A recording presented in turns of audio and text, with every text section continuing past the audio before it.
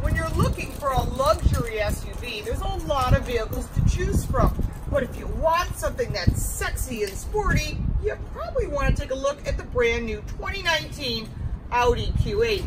It really meets that need. This is Car Coach Reports. I'm Lauren Fix. Stay right with us. I'm Lauren Fix, and this is Car Coach Reports. The 2019 Audi Q8 came out, and we all thought this is going to be huge. It's going to be this 3-row monster, even bigger than the Q7. It's going to be suburban size. No, forget all that. It is a 2-row luxury SUV that has the performance and handling that will impress you.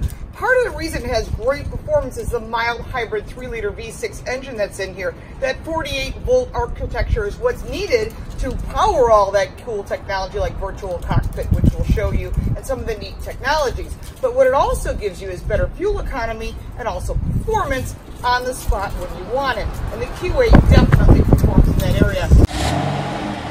First thing you notice is it looks like an Audi, of course. I mean, it's got that same flavor, but if you're used to the new Sportback look, you're going to totally love the inside of this car. It feels wider, it feels sleeker, and I have to say, as far as overall appearance, it's pretty sexy. We'll start off with seating comfort. The seats are really, really comfortable. They hug your body well, no matter what size you are. They're adjustable. There's also 4-way adjustable lumbar on both sides. Yes. So obviously a vehicle that's coming in this test vehicle is almost $90,000. Of course, it's going to have lumbar on both sides. If it didn't, it would be a big mistake. Also, what it does have is massaging seats. And I've read some of your comments of why do you need it? Well, I'll tell you, if you're on a long drive, there's nothing like having different types of massaging seats that you can choose the intensity and where you'd like to have it. I have to say that it's really well designed. The visibility is actually really good. I know you can see out the back right over here.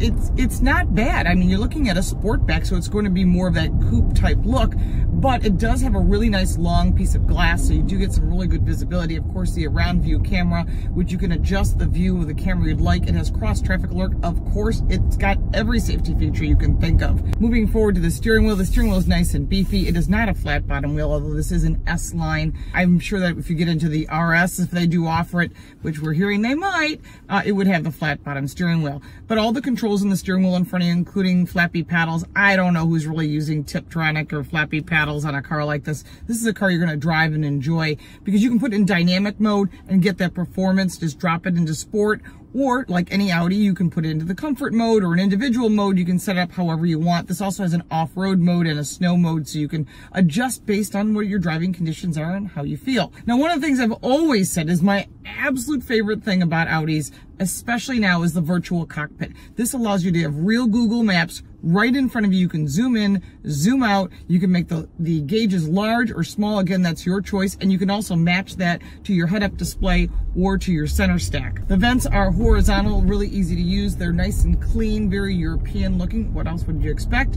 It is a German car, but it is dressed to impress. I mean, I have to say this vehicle has got every single thing you would want. Big screen, it's touchscreen. You can use the controllers if you prefer. Everybody has their own preference.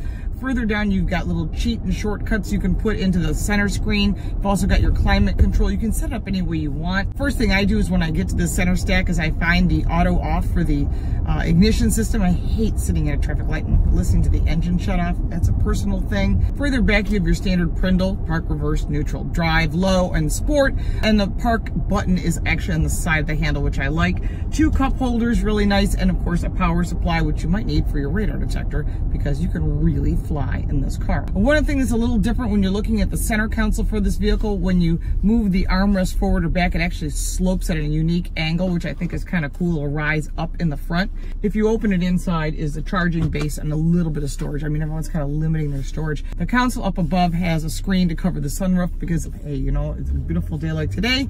You might want a lot of sun. Maybe you don't. Maybe you have children in the back. You can adjust it any way you want. And of course, the sunroof does work. The vehicle itself is very capable. It's got great pickup. It is a mild hybrid. So when you're stepping on the gas, you're getting that mild hybrid 48-volt assist. I'm not really an EV fan, but I do like the fact this can help propel your vehicle, so you're using less fuel. Again, that helps the fuel economy overall. Cars in this category and vehicles in this category, typically it's very hard to find something that someone doesn't like unless it's a total personal pet peeve. I mean, the fact that they've done everything correctly, everything's soft touch, everything works as it states, is really a big thing. Let's take a look at the second row and in the back, and then we'll get a better feel for other items on this car. Typically, when you're looking at the back of the center console, there's not much there other than some vents. In this case, there are vents. There's also a 12-volt outlet and 2 USB connections. There's also additional controls for the second row passengers right here behind the center console. Again, you know, heated seats, the things that you would want. Considering this is a Sportback, you think you would have limited headspace, but in reality, they have carved out an area that gives you even more headspace than you would imagine.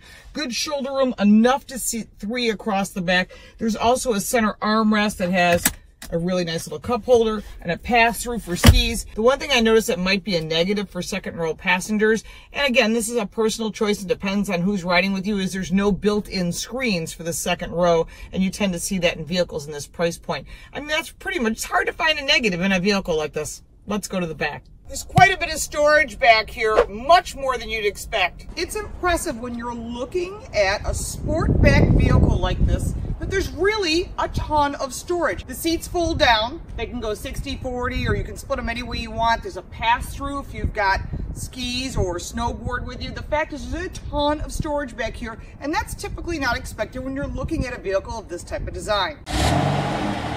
Overall, the Audi Q8 performs as you would expect. Hey, it's a German luxury SUV. It's got performance, it's got handling, it's got brakes, it's got technology, and some pretty cool things inside as well.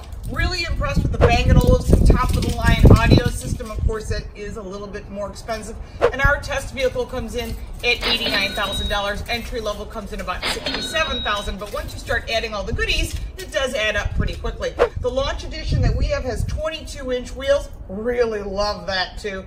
Love the overall look.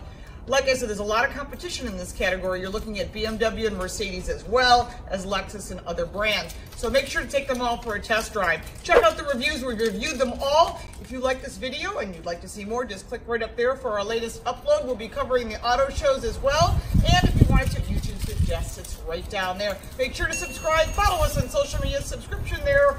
All the details and links down below. We'll see you next time. Thanks so much for watching. Take care.